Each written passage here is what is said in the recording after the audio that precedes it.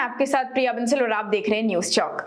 अपनी चुनाव मशीनरी से अब तक एक कदम आगे दिखने वाली भाजपा अब लोकसभा इलेक्शन की तैयारी में जुट चुकी है।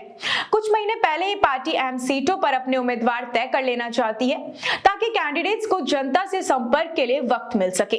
बंगाल, तेलंगाना, उड़ीसा, आंध्र प्रदेश, तमिलनाडु जैसे राज्यों में भाजपा सबसे पहले कैंडिडेट घोषित करना चाहती है, जहां पार्टी की स्थिति उत्तर और पश्चिम भारत के मुकाबले थोड़ी कमजोर है। ऐसे में भाजपा चाहती है कि उम्मीदवारों के सिलेक्शन पर काम शुरू कर दिया जाए, ताकि बीते सप्ताह पार्टी ने इसे लेकर कई दिनों की मीटिंग भी बुलाई थी, जिसमें खुद पीएम मोदी भी शामिल हुए थे।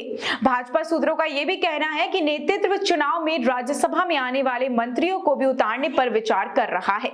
इन नेताओं में एस जयशंकर, पीयूष गोयल, निर्मला सीतारमण, अश्विनी वैष्णव, भूपेंद्र यादव जैसे दिग्गज नेता शामिल हैं, जो सरकार का हिस्सा भी हैं, लेकिन राज्यसभा से आते हैं। पार्टी को लगता है कि नेताओं को उतारने में माहौल बनेगा और कुछ सीटों पर जीत तय हो सकती है।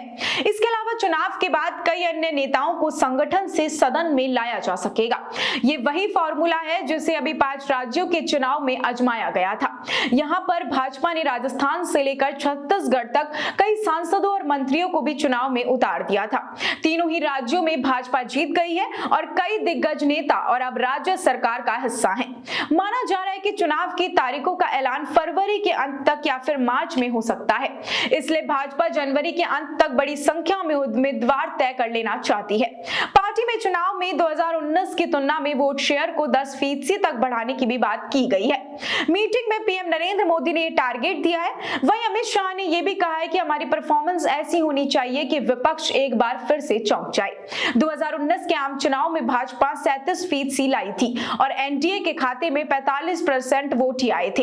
अब भाजपा इसे अकेले ही 50% के करीब ले जाना चाहती है।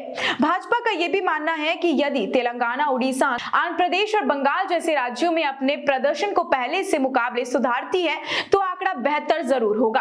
भाजपा ने फिलहाल सीटों पर आंकड़ा तय नहीं किया है कि वह कितने पर कितनी जीत चाहती है, लेकिन ये जरूर तैयारी में है कि आंकड़ा 2019 से भी बेहतर रहे। तब भाजपा ने अकेले 303 सीटें हासिल की थी। सामने ये भी आ रहा है कि निर्मला सीतारमण को तमिलनाडु की किसी सीट से उतारा जा सकता है। वहीं एस जयशंकर को लेकर तो 3 सीटें भी चर्चा में हैं। कहा जा रहा है कि उन्हें 3 सीटों में बेंगलुरु ग्रामीण, विशाखापट्टनम ग्रामीण और तिरुवनंतपुरम में किसी एक सीट से उतारा जा सकता है।